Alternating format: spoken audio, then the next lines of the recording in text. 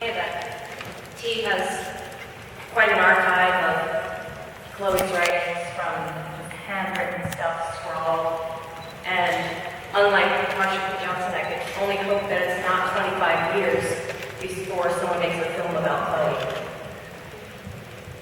This is some hands-on advice, which Chloe loved to give, whether you wanted it or needed it or not.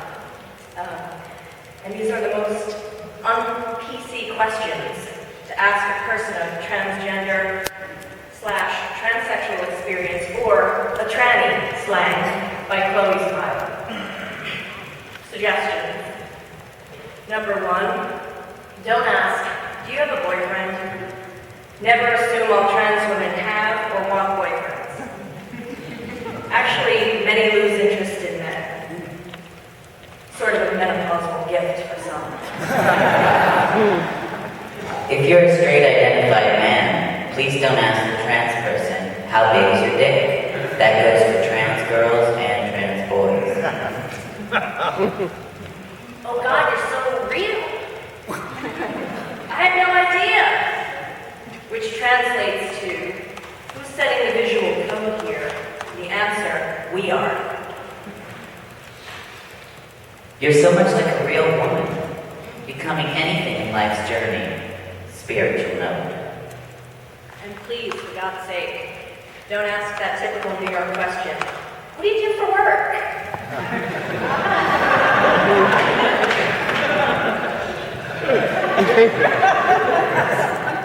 Because usually that comes from a place of speculation.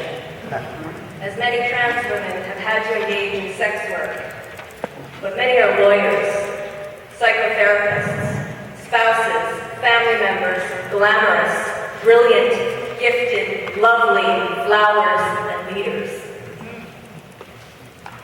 In the case of adopting a chosen name over one's birth name, such as birth name change Faith or Tony to T-O-N-I, or to get hippie chick on ya, Cinder Woods, Ellie Eagle Eye, or to get showgirl on ya, Kinky LaRue. Please don't assume we want the details of your sex life. Can I shoot you? As in a photograph. Photo ops are presented to trans people quite often, I suppose, because it's mesmerizing. I mean, I love to look at trans people, my tribe.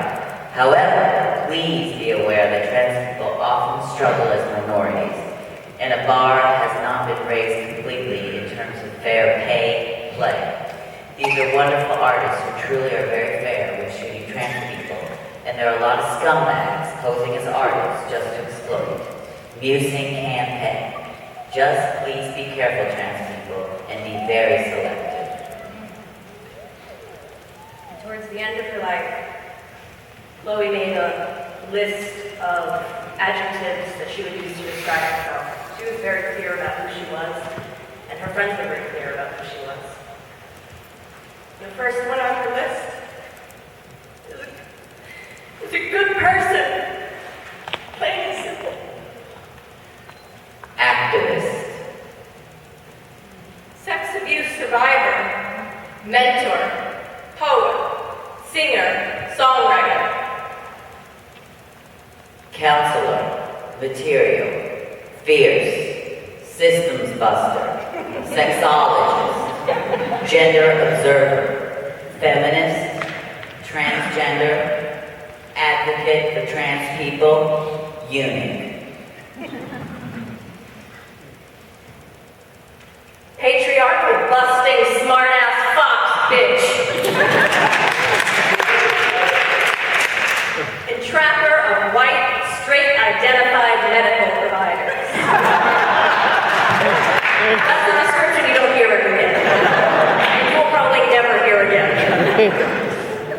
A writer, filled with family dynamics, gutsy, brave, emotionally aware. Animal lover, wild horse lover, equestrian teacher, study and addiction, queer activist,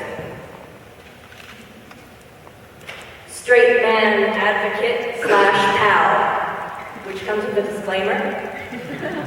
when they are good guys, and maternal to other women's abuses.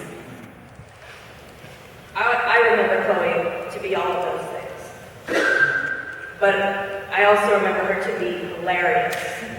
And one of the things that she always wanted when anyone would tell her life story is to make it un-PC. She wanted it to be funny. She wanted people to be able to laugh because that was a weapon that she used for survival and to convey her message. And it worked. In closing, Chloe had a lot of final wishes, which she was going to make damn sure came true. One of which was to have her ashes scattered at a wild horse sanctuary in California called Return to Freedom, sorry. And we would like to take up a collection tonight to raise the money for T to make that journey, bring Chloe home to the final resting place of her choice.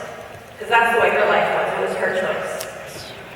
An anonymous donor has given the frequent flyer miles to handle the flight, but we'd like to collect for the additional expenses for T, including airport transportation, lodging, meals, etc. Anything that T has beyond the basic needs to return Chloe there will be donated to the horse